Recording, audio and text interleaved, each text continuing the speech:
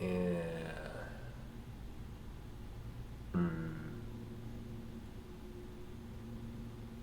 Hi guys.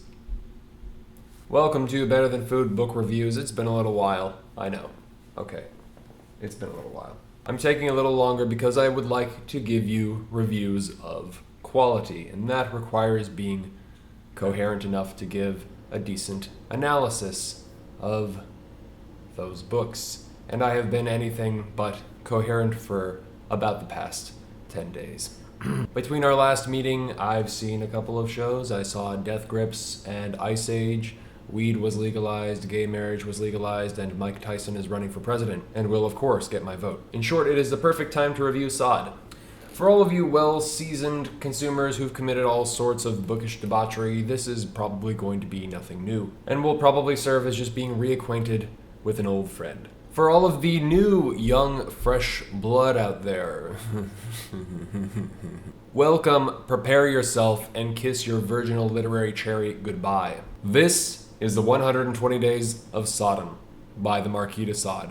When I was a young boy, the first paycheck I ever received went to 2 thick volumes of Sade's work. 2, not 3. I read philosophy in the bedroom and was astounded. I'd never read anything like it. I still need to read Justine, and in order to review anything, even though I know that I'm going to love it, I still have to read it. And, well,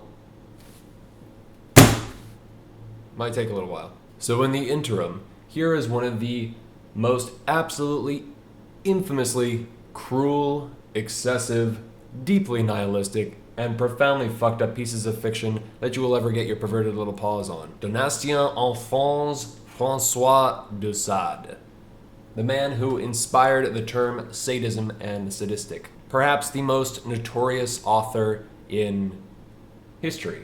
Legendary in his practices of sexual excess, a man of outrageous scandal, complete and total immoral freedom, crime, eroticism, and blasphemy. The Marquis de Sade. Despite the ostentatious nature of his stories, filled with explicit depictions of violently sexual acts with so much exuberance that it can be completely exhausting, not to mention the particularly anti-Christian strain of philosophical musings that kind of appear intermittently between the acts, so to speak. His writing, although extremely embellished in the stories and novels, was really, though, a very energetic reflection of the life that he actually lived. Sexual libertinage. Of course, there were the accusations of blasphemy at the time, which actually could lead you to a jail sentence. And Sade did spend over 30 years of his life in prisons and asylums, where he wrote a lot of these masterpieces. But there were also prostitutes and poisonings and beatings and sodomy, adultery, massive age gaps, hot candle wax, and who the hell knows, really. There I was talking about his real life.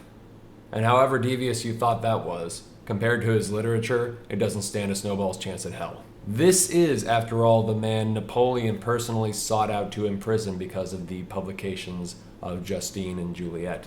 The magnum opus of apocalyptic pornography, of aberrant nihilistic philosophy, of political spite, an ultimate testament to how far a human mind can actually travel into chaotic sexual absurdity and still maintain coherence. And this is for the time, you understand, although it still holds up today. This is the 120 Days of Sodom. So shortly after he was transferred to the insane asylum at Charenton, the Bastille was actually stormed. This is where he was imprisoned before. He was transferred from the Bastille to Charenton. This was during the French Revolution, and that's, the storming of the Bastille. This was like 2 weeks after he left. So he thought that the manuscript of 120 Days was actually either stolen or just destroyed in the fire or whatever. And he later wrote he wept tears of blood. Which, I would too after writing something like that your magnum opus getting completely destroyed or lost. He never knew that it was actually perfectly fine. They discovered it later. It was published. Obviously and thankfully it was indeed recovered, although he never knew it. Many would want it destroyed, so it's really a miracle.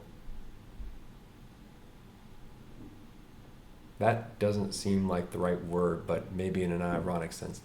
It lives to this day, and it continues to heavily influence those who go against the grain. It was first published by a Berlin psychiatrist going under a pseudonym to keep safe in 1904. The 120 Days is a fairly simple setup plot-wise. 4 extremely wealthy men locked themselves up in a chateau located in the mountains of the Saint-Martin-de-Belleville for 4 or 5 months, burning the bridge and making it totally inaccessible, and along with them they take like 46 victims, who range from the ages of like 12 to 70. The older counterparts are chosen to have their ugliness contrast against the beauty of the much younger ones. You can find character descriptions of everybody on Wikipedia as well, which is a great time. Many of the men brought on board are simply chosen for how they size up. Note the characters Invictus and Bumcleaver. The entire book is an experiment dedicated to these men pushing the limits of sexual excess as far as humanly possible, indulging in every single extreme taboo and transgression that they can come up with and imagine, to go to the limits and past them. So like the characters in this book, the literature itself is an answer to the question, how far can you go? How fucked up can the literary situation become through language? What are the limits? Are there any limits anymore? Because whatever you are imagining, it doesn't come close. It doesn't come close. I think you guys probably have wonderful imaginations, and all of your minds are always in the gutters, probably like mine, which is why we get along so well. Thank you for watching and subscribing. And whatever you're imagining, it doesn't come close. Every sort of philia combined with murder, torture, every sort of bodily fluid and excretion, appendages, every possible perverted contortion combination of bodies you could imagine is illustrated in great detail. Every hideous act laid before your feet, as bright as the shining light through a Catholic church's stained glass window. Stained indeed. This is the only book that has rendered me nauseous. And it was great. I could do an analysis and spout the supposed reasons that a man would want to take on a work or project like this. I could do that. But I think I'd be falling into the trap of discourse and reasoning and philosophizing that so many have done before me to try and explain this. Whereas Sade, I prefer to remain unreachable by any sort of reason, discourse, or morality, especially utilitarian. So, and it's not just being lazy. Sade wrote it. It doesn't matter why. The experience will tell you all that you need to know. You'll laugh, you'll cry, vomit, probably jerk off, probably cry after doing so and throw up again, shit yourself, eat it, vomit it back up, jerk off on it, then eat it again, then cry, then laugh, then die. Which means you did it exactly right, so there.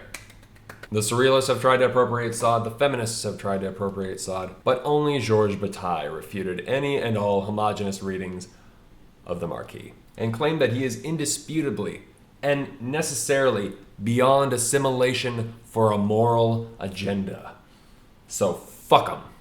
Keep him dirty. Keep him dangerous. Don't clean up Sade. You've already failed. In order to keep it maliciously, deliciously dirty, I'm not going to read a single line from this catalog of contemptuous criminality. I'm going to leave it, dear reader, entirely to you. Because to read any decent line out of the 120 days causes it to fall flat on its face. You have to hear it up here. You have to formulate it in your mind. Leave it to inner experience. Because you are the guilty one. You read it. And it's so much better that way. You want to be guilty. Nothing is dangerous anymore. This book still is. You know somebody's going to try and burn shit like this again one day. They've tried to do it before. They tried again in the mid-20th century. They've probably tried in many other countries. Maybe some of it succeeded. But this one is like at the top of the list for like books to be burned. So read this while you still can. To quote a wonderful anonymous online source who goes by the name of Supervert, quoting Octavio Paz, the poet, to read the Marquis de Sade is disorienting. To read the Marquis de Sade is disorienting, intimidating, exciting, frightening, and ultimately exhilarating. The opposite of his readers, said Octavio Paz. Sade has an iron will, meaning Sade is not only something you read, it's something you withstand and endure. A battle of wills with the reader, squaring off against the divine Marquis. If you can't read Sade to the end, you lose. And somehow, even if you do, you still lose. It's like playing chicken with a bulldozer. If you run away, you're a coward, but if you don't, you're a fool. A dead fool at that. And you can find a wonderful array of transgressive work uploaded at supervert.com. Remember what the Marquis de Sade said: if you go home with someone and they don't have books, poison them with Spanish fly and torture them to death, all the while condemning God and dripping hot candle wax on your maid's bum. That was entirely a joke, and I take no responsibility for or advocate any of the acts described above. And remember what John Waters said: if you go home with somebody and they don't have books, don't fuck them. Just don't do it. Especially the 120 Days of Sodom. Absolutely fuck them if they have the 120 Days of Sodom. You've succeeded. Done. Good to go. So, like I said, it's still a really, really rough time. More on that later. But I will try to get more stuff out there as soon as possible. In the meantime, I have started the Better Than Food film reviews, so you can go and subscribe to that. Also, any sort of donation in the monetary sense really, really helps. The more time will be bought for me to review stuff that you will love. To learn more about how you can support me and my book and film channels, please check out this link right here and check out patreon.com. Again, really, really helps. Thank you to all the new subscribers. You guys are leaving great comments. I have so much literature. I'm backed up for the next year or two with recommendations. All you guys have exceptional taste, and it's just coming in droves. There's a hell of a community out there, and it's just overwhelming, the response. I mean, it's been incredibly positive, and you guys are wonderful. So impressed. So happy about it. So happy. So, yeah. Is that it? I think that's it. I need a drink. All right.